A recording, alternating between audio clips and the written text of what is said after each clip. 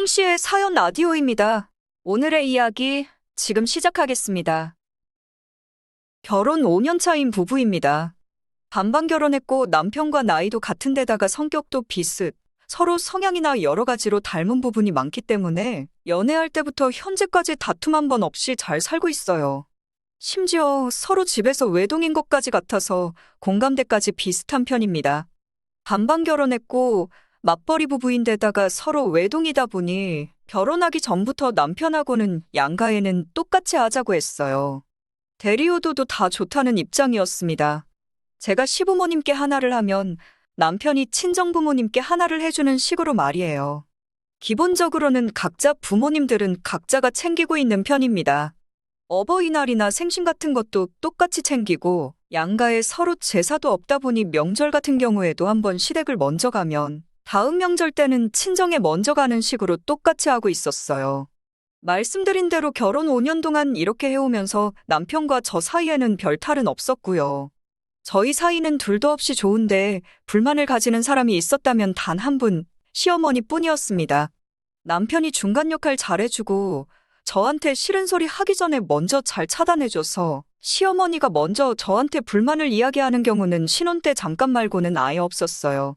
그런데 몇 달 전부터 시어머니께서 이제 둘이서 5년 살았으면 충분히 즐긴 거 아니냐며 같이 살고 싶다는 듯이 나오시더군요. 시어머니 당신도 시할머니 모시고 살았으니 며느리인 저도 당연히 시어머니를 모시고 살아야 한다는 입장이었습니다. 당연히 남편이 사전에 합가해서 살 생각은 없다고 선을 딱 그어줬습니다만 가끔씩 시댁에 방문할 때마다 식사 내어주시면서 농담을 하시든 나는 언제 며느리가 차려주는 밥을 먹어보려나 하면서 부담을 주셨어요. 웃으면서 농담처럼 이야기하다 보니 그 자리에서 제가 당황하는 거 말고는 할 수 없었고 남편도 왜 합가할 생각 없다고 말했는데 그 말을 자꾸 꺼내시냐 따지면 농담인데 뭘 그러냐면서 그 상황을 웃어넘기시다 보니 저도 분위기상 어떻게 더 할 수가 없더라고요. 남편도 중간에서 노력하고 있는 걸 알고 있으니 나중에 가서 싫은 소리를 할 수도 없었고요. 시어머니가 시할머님 모시고 사신 건 반은 맞고 반은 틀린 말이거든요. 시어머니가 처음 당신도 시어머니 모시고 살았으니 저도 그래야 한다는 말을 꺼냈을 때 남편이 말해주기를 할머니 모셔도 얼마나 모셨다고 하면서 다 이야기해줬어요. 어머님이 할머님을 모신 건 맞지만 기간은 얼마 되지 않았답니다. 똑같이 결혼하고 나서는 분가해서 살았고 할머님 건강이 악화되시면서 그때부터 합가를 하셨다고 해요. 그마저도 합가한 지 3년이 지나지 않아 할머님께서 치매가 심해지시면서 요양병원으로 가셨고 시할머님은 거기서 돌아가셨답니다. 거기에 어머님도 당시에는 직장을 따로 가지고 계셨기 때문에 할머님 모시고 살면서도 식사나 간병은커녕 가사도우미나 간병인 써서 하셨다고 해요. 그리고 할머님을 모시고 사는 조건으로 할머님이 가지고 계신 재산 중에 가장 큰 재산인 빌라를 받으셨다고 합니다. 아버님의 다른 형제분들도 다 합의한 부분이었고 남은 재산을 나눠 갖게 되었다고 하고요.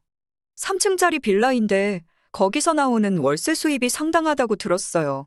요양원에 계시던 할머님 돌아가시고는 월세 수입이 든든하다 보니 어머님은 그때부터 다니던 회사를 그만두셨다고 하고요. 그렇다고 해서 평생 회사 일하시면서 집안일은 사람 써서 하셨던 어머님께서 회사를 그만두셨다고 살림을 잘하신 것도 아니랍니다. 오히려 회사 다닐 때보다 수입이 좋아지니 원래는 청소 빨래 같은 기본적인 집안일들은 하셨는데 회사 그만두시고부터는 집안일하고는 더 거리가 멀어지셨다고 해요. 식사는 반찬 가게 같은 데서 사오는 음식으로 다 해결했다고 하고 설거지 정도만 식구들이 번갈아 가면서 했다고 합니다. 청소라든지 빨래 같은 다른 집안일의 경우에는 일주일 내내 쌓아놨다가 하루 날 잡아서 사람 불러서 처리하고 그랬다고 합니다. 월세 수입 나오는 걸로는 어머님 혼자 아침에 주변 지인분들하고 어디 놀러 나가시는데 다 썼다고 하고요. 아버님이 벌어오신 돈으로 생활비는 다 하고 월세 수입으로는 그렇게 다 써버리고 오시니 그런 부분에 있어서 아버님하고 다투기도 많이 하셨다고 하고 남편도 오히려 직장 다니실 때보다 집에 소홀해지셨던 어머님의 모습이 항상 불만이었다고 해요. 제가 손재주가 좋은 편은 아니지만 그래도 맞벌이 생활하면서 식사만큼은 손수 다 해왔거든요. 일하고 와서 밥하고 그러는 거 힘들긴 했지만 남편이 뒷정리도 다 해주고 청소나 빨래 같은 힘든 집안일들을 다 도와줘서 저도 그런 남편을 위해 밥만큼은 잘 해야겠다는 생각에 더 맛있게 만들어 주려고 노력했던 것 같아요. 남편이 자기는 처음 먹어보는 집밥이라면서 조미료 맛도 안 나고 너무 좋다고 하면서 엄지척을 해줬던 이유가 알고 보니 다 그런 데 있더라고요. 아마 어머님이 자꾸 며느리가 해주는 밥은 언제 먹어보냐고 하시는 것도 남편이 집밥 먹으니까 좋다고 제 자랑을 하는 걸 듣고는 그러시는 것 같았습니다. 여하튼 제가 그런 자초지종을 다 알고 있는데 최근 몇 달 동안 어머님이 나도 모셨는데 너도 모셔야지 하면서 은근슬쩍 합가를 강요하는 부분이 제 입장에서 썩 달가운 부분은 아니었어요. 못해도 한 달에 한 번, 행사나 명절 껴있는 달에는 두 번, 세 번 뵐 때도 있는데 그때마다 똑같은 말로 스트레스 주는 것도 모자라 요 근래 들어서는 전화로까지 합가 이야기를 꼭 꺼내기 시작했습니다. 자기야는 누구랑 어디를 다녀왔는데 음식들이 어떻더라 저떻더라 하시면서 어디 다녀왔는지 자랑 먼저 하시고 같이 나갔다 오신 그 아는 분 누구는 보니까 얼마 전부터 합가해서 며느리가 효도를 해준다더라 하고 끝나는 레파토리였습니다. 저랑 남편은 돈 아낀다고 한 달에 한 번 외식을 할까 말까인데 매일같이 어디 다녀오셔서는 비싼 밥 드시고 와서 자랑하는 것도 솔직히 마음이 그런데 그 자랑의 마무리는 진짜로 존재하는지도 모르겠는 남이 집 며느리 들먹이면서 마치 제가 잘못하고 있다는 식으로 가스라이팅을 하시니 제 속도 속이 아니었지요. 남편한테 어머님이 자꾸 이러신다 한탄을 해봐도 어머님이 이젠 아들 말은 귓등으로도 듣지 않으시니 중간 역할을 해주는데도 한계가 있더라고요. 말씀드렸다시피 어머님이 저한테 합가하자고 직접적으로 말한 것도 아니고 남이 집 상황이 그렇다더라 말했을 뿐인데 시어머니가 돼서 며느리한테 그런 말도 못하느냐고 나오시니 남편도 중간에서 입장이 난처해 보이더라고요. 그러다 얼마 전이었습니다. 시어머니가 친구분을 만나기로 했는데 약속 장소 거의 다 도착해서 약속이 파토가 났었나 봐요. 그런데 마침 어머님이 계신 곳이 저희 집 근처라서 며느리가 해준 밥이나 먹고 가야겠다고 하시며 연락도 없이 찾아오신 겁니다. 마침 주말이었고 남편과 볼 일도 다 보고 집에 있던 상황이었지만 연락도 없이 저희 집 도착해서 초인종을 누르고 계시니 당황스럽긴 했습니다. 저희는 이미 나가서 식사를 하고 온 상황이라서 시장하시다는 어머님 식사만 챙겨드렸습니다. 급하게 할 만한 요리가 없었기에 냉동실에 있던 토막고등어 후다닥 해동시켜서 에어프라이어로 튀겨드리고 냉장고에 제가 미리 해둔 반찬 몇 가지 꺼내드렸어요. 그런데 어머님이 차려진 상을 보시더니 지금은 그냥 넘어가지만 나중에 나 모시고 살게 되면 이런 걸 밥상이라고 내오면 안 된다고 하시더군요. 당신도 시어머니 모시고 살았으니 기분 나쁘게 듣지 말라고 하시면서 며느리면 당연히 들어야 되는 이야기라고 또 뭐라 잔소리를 하시더라고요. 생각지도 못한 어머님 잔소리에 잔뜩 당황해 있는데 남편이 부엌으로 오더니 한번 진지하게 이야기해보자고 하더라고요. 그동안 대답을 회피해오기만 했던 남편이 합가에 대해서 진지하게 이야기하자고 드니 어머님은 드디어 아들이 내 편을 들어주는구나 싶으셨는지 상수를 들면서 남편을 반기시더라고요. 엄마인 당신도 할머님을 모시고 살았으니 저도 모시고 사는 게 맞지 않냐고 또 매번 똑같은 레퍼토리를 읊으시는데 남편이 맞다고 엄마랑 똑같이 하면 되겠다고 어머님 말에 맞장구를 쳐주는 겁니다. 그러더니 어머님한테 그럼 엄마가 했던 대로 3년만 합가해서 모시고 살고 빌라랑 시부모님 아파트는 며느리인 제 명의로 돌려주라고 하더라고요. 엄마가 할머니 모셨던 것처럼 저는 계속 회사 다니게 하면서 그 돈으로 가사 도우미 구해 쓰겠다고 그리고 3년이 지나면 할머니 요양병원으로 보내셨던 것처럼 어디 단칸방 하나 구해드릴 테니 거기서 지내시면 되겠다는 겁니다. 어디 몸이 따로 안 좋은 게 아니시니 간병인 대신 가사 도우미 한 분 알아봐 드리면 어머님이 할머님 모시고 살았던 거랑 똑같이 되는 거 아니겠냐고 그렇게 하시겠냐고 묻더라고요.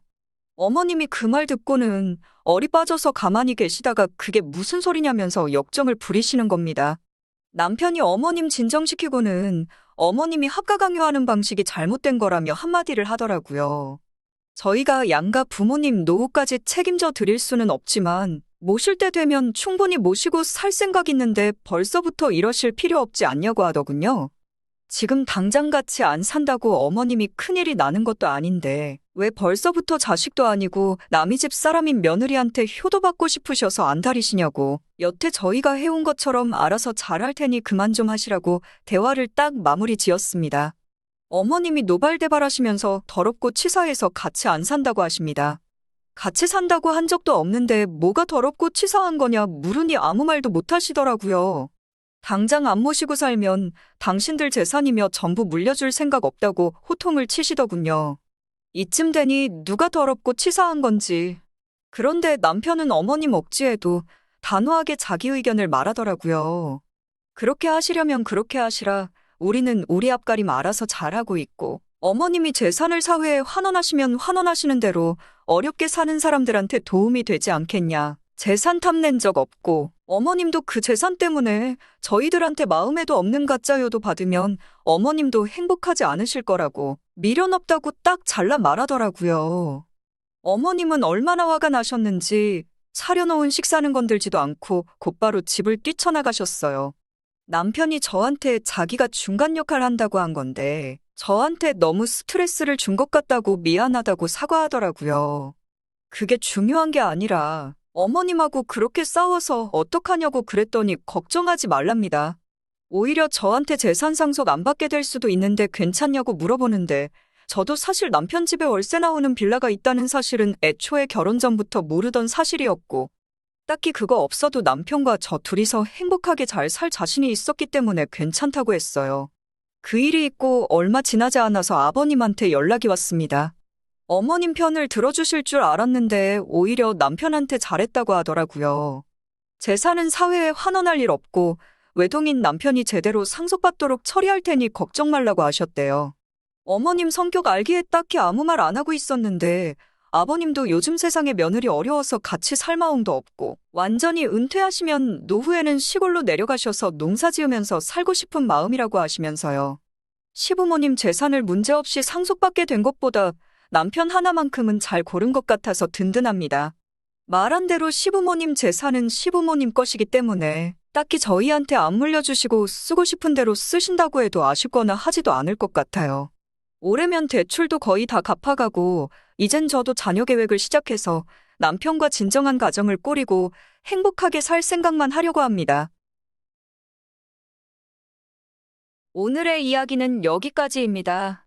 이렇게 찾아주셔서 정말 감사합니다. 다음에도 더 좋고 더 통쾌한 사연으로 찾아뵙겠습니다.